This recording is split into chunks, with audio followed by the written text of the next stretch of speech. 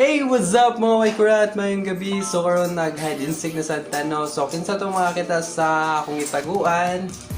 Ayaw kalimot subscribe o follow akong page no o TikTok. So, let's G!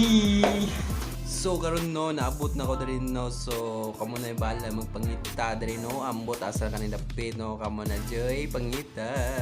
So, nagbike ra jud ko kay Kapoy no. So, layo-layo gini bike ko mga 2 hours gid ko nagbike ani asa kanina pit no. So nakita ko bangag din no, so or siminto no, so ako lang gibutang niya no. So na siya sticker sa din na nakasulat da nga